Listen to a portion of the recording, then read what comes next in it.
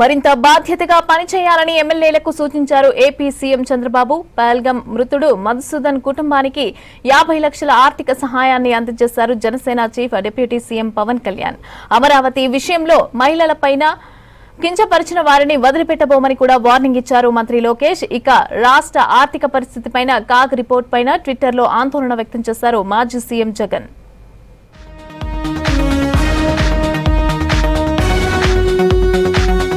ప్రజలు అన్ని గమనిస్తున్నారనే విషయం గుర్తుంచుకోవాలని ఎమ్మెల్యేలను హెచ్చరించారు ఏపీ సీఎం చంద్రబాబు.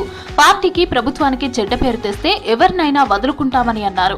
అమరావతిలో ప్రజా ప్రతినిధులతో టెలికాన్ఫరెన్స్ నిర్వహించారు సీఎం. ఎమ్మెల్యేలు ఏం చేస్తున్నారనే సమాచారం తన దగ్గర ఉందన్నారు. మొదటిసారి గెలిచిన ఎమ్మెల్యేలు మరింత బాధ్యతగా పనిచేయాలని, ఎవరూ వన్ టైం ఎమ్మెల్యేలుగా మిగిలిపోకూడదనే తన ఆలోచన అని అన్నారు. ఇక వచ్చే నెల నాటికి పార్టీలోని అన్ని కమిటీల నియామకం ఉంటుందని తెలిపారు చంద్రబాబు. పహల్గాం ఉగ్రదాడిలో చనిపోయిన సోమిశెట్టి మధుసూదన్ రావు కుటుంబానికి జనసేన తరపున 50 లక్షల ఆర్థిక సహాయం అందజేశారు డిప్యూటీ సీఎం పవన్ కళ్యాణ్. కావలి పట్టణానికి చెందిన మధుసూదన్ రావు కుటుంబ సభ్యులకు పార్టీ తరపున చెక్ అందజేశారు మంత్రి కందుల దుర్గేష్.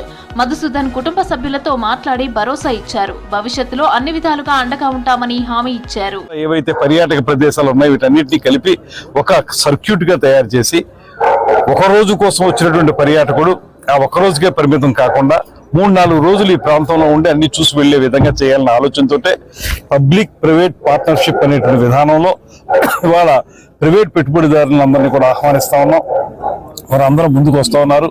త్వరలోని ఈ ప్రాంతంలో రిసార్ట్స్ కానీ, వెల్నెస్ సెంటర్స్ కానీ, అదేవిధంగా 3 స్టార్ 5 స్టార్ హోటల్స్ కానీ నిర్మించి తద్వారా పర్యాటకాన్ని వృద్ధి చేయాలని యాక్షన్ ప్లాన్ తయారు చేస్తా ఉన్నాం. తప్పకుండా దాంట్లో ఇది ఒక భాగం అవుతుంది. మహిళలను కించపరిచిన మాజీ సీఎం జగన్ గ్యాంగ్ ని ఎట్టి పరిస్థితుల్లో క్షమించబోమని అన్నారు మంత్రి నారా లోకేష్. అమరావతి విషయంలో మహిళల ఆత్మవిశ్వాసాన్ని దెబ్బతీసేలాగా మాట్లాడిన వారిని చట్ట ప్రకారం శిక్షిస్తామని హెచ్చరిస్తూ ట్విట్టర్లో పోస్టు పెట్టారు. జగన్ మహిళల్ని అవమానపరుస్తూ క్షమించరాని నేరానికి పాల్పడ్డారన్నారు. మహిళలకు బేషరతుగా క్షమాపణ చెప్పాలని డిమాండ్ చేశారు. మహిళల జోలికి వచ్చినా, ఆడపిల్లలను అల్లరి చేసినా, అఘాయిత్యాలకు పాల్పడినా వారికి అదే చివరి రోజని సీఎం చంద్రబాబు పదే పదే హెచ్చరించారని గుర్తు చేశారు మంత్రి. కూటమి పాలనలో ఆంధ్ర రాష్ట్ర ఆర్థిక పరిస్థితి తీవ్ర ఆందోళనకరంగా మారిందన్నారు మాజీ సీఎం జగన్.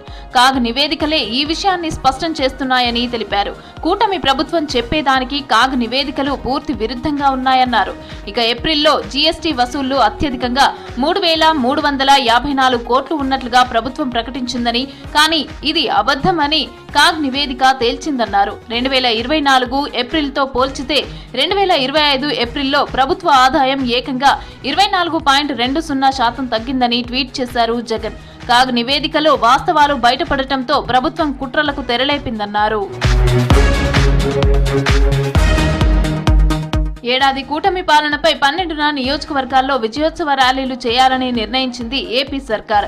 ఏడాదిలో ప్రభుత్వం చేసిన కార్యక్రమాలన్నీ ప్రజలకు తెలియజేసేలాగా కార్యక్రమాలు నిర్వహించాలని, విజయోత్సవ ర్యాలీ ఘనంగా జరపాలని పార్టీ నేతలకు ఆదేశాలను జారీ చేశారు ఏపీ సీఎం బాబు.